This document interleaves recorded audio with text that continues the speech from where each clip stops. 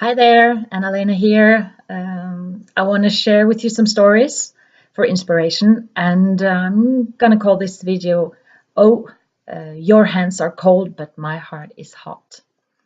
And some of the stories that I share are my own experience, and some stories I've heard told by others.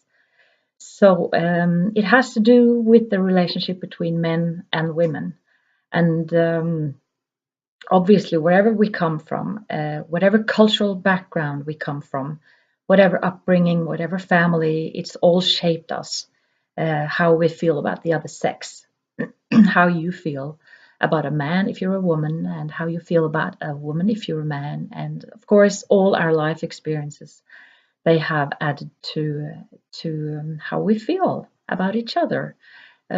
So I've been to Peru a few times, 3 times. I'd love to go back there. I've learned so much there.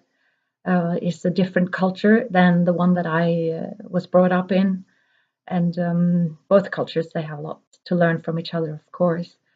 But I just want to share with you a story that we were a group of people there, and we were up in the mountains, and this must have been around 4 or 5 thousand meters above sea level. So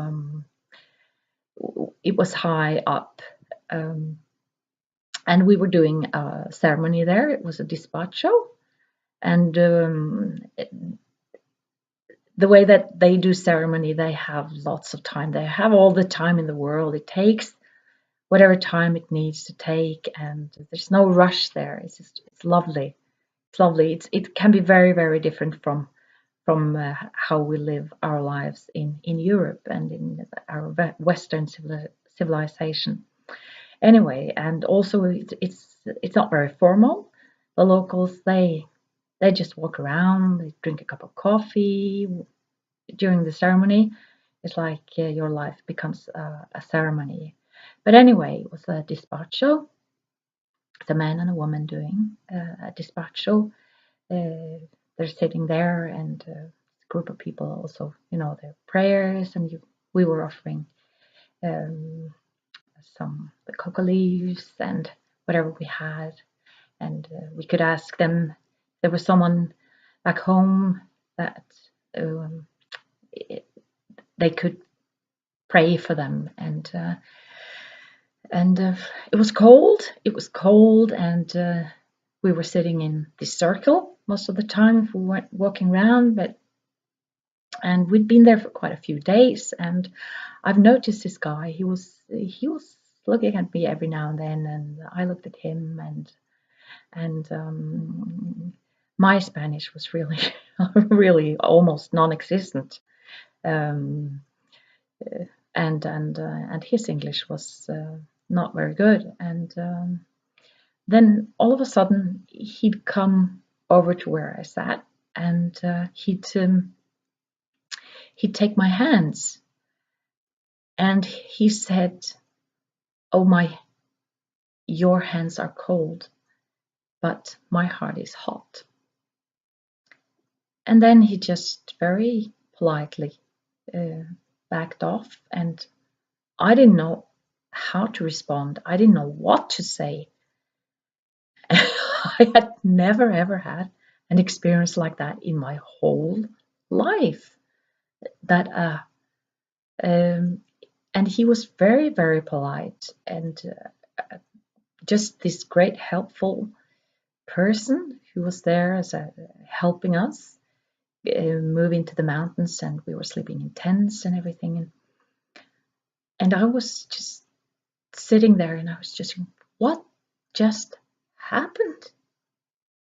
And he was really shy, and I was really shy, and we didn't even know how to look at each other, and there were these short glimpses, and I had no idea what to do about this, and then there was another day and another day, and he would not approach me again, and I was thinking about this, and along with this, all these other processes were were activated going on, and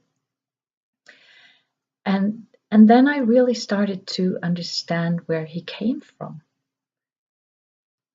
And I began to understand the courage he had in doing something like that. Because obviously I could tell that him being shy and me being really shy and and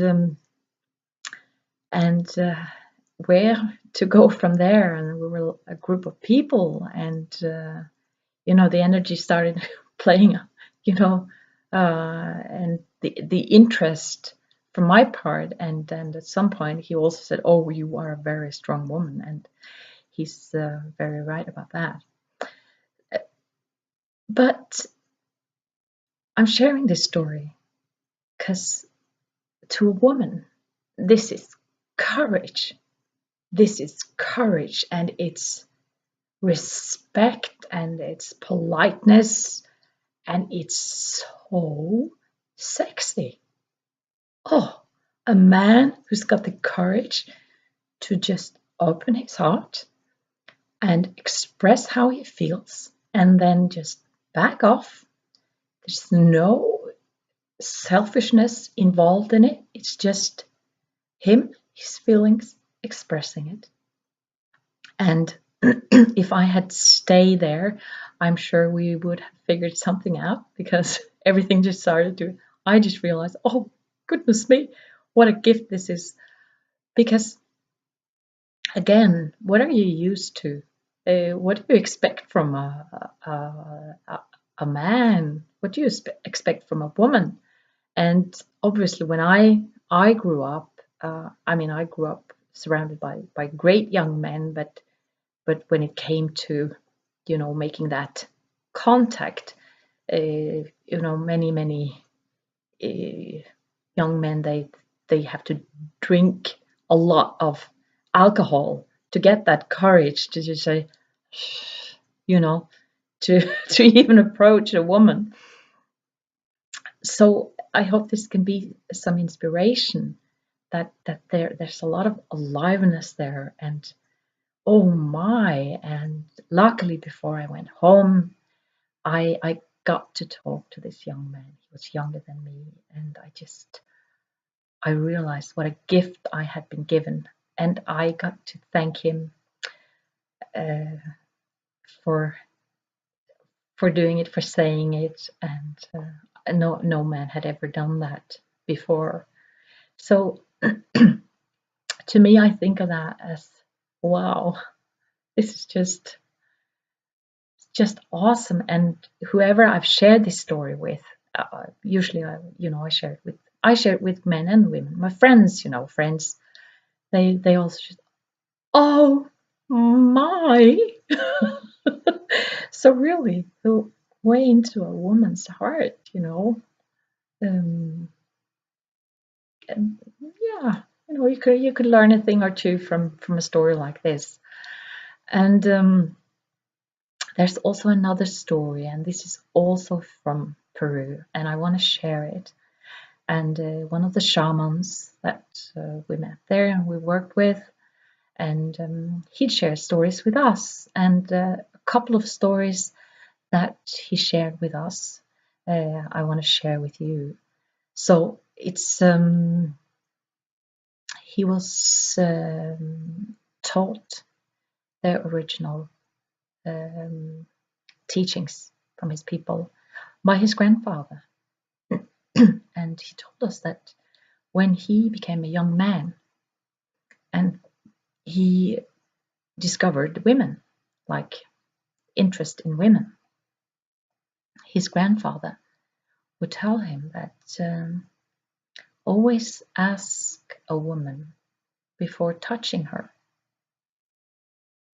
You have no idea what this does to a woman. And it's very, very simple. Could we teach this to our young men, or to our older men, or to our women, or to our girls, our boys? Ask a woman May I kiss you? May I touch you? So that's another story which is really lovely, and which I'm telling you, any woman who's I've told this story to, they go, oh, we love it. We love it. And again, one more story I want to share. It's the same man, the shaman, and he shares with us this dream. And he's on this wagon or carriage, and opposite from him, he sits in one end, and opposite from him is his wife and God. And his wife is making out with God. It's like this flirt going on. They're kissing and they're having a really, really good time. And he's sitting there on the other, the other side of that wagon, like he's watching the whole thing, and he just gets more and more jealous and more frustrated, and what they're up to, and what are they, what is going on, and and his wife and God, they're having a good time. And then at some point, God turns to him and looks at him and says, "Consider yourself lucky to even be on the wagon."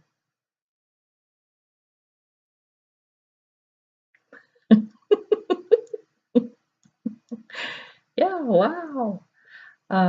So a woman who's making love to God. Yeah, consider yourself lucky to be on the wagon. So sharing this story, of course, because as women we are, yeah, we're carrying a lot about our own happiness being very much dependent upon having a man in our life. That is what's going to make me happy, and not being happy right here and now, but coming into your full self to realize now the connection to God. I'm making love with God, uh, and any man who wants to be a part of that, ooh, he's lucky. He's very lucky. Yeah. So again, which culture do we come from? And I have more stories from Peru. Some of the most wonderful moments that I've taken with me back home. And as I realize now that they are moments of vibration, they are moments when I were given a gift of experiencing a much higher vibration. And I can see how it all adds up to meeting my twin flame and to go through this experience. And I see some, little boys, they may have this little hat on, and maybe a 2-year-old with a hat on, and the text on the hat says, tough guy.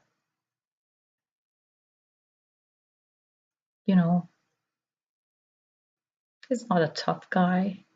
He's a 2-year-old, and he's as sensitive as any little girl. So we shape our little men, and we shape our little girls. It's both good and bad, but to be aware of it and to understand what this might do. Is this 2-year-old learning how to suppress his feelings because he's supposed to be a tough guy?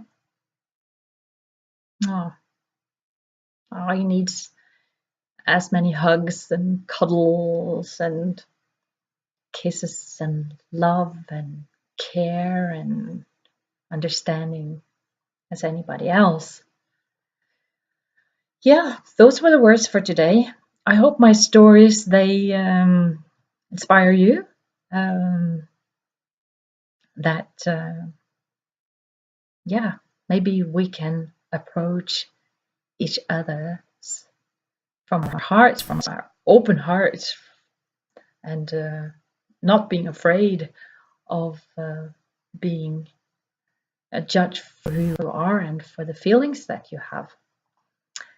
And yeah, so to everyone out there, have a wonderful day, a blessed day, full of joy, full of love, full of laughter, and just know that good times are coming. Good times are here and now, and be blessed.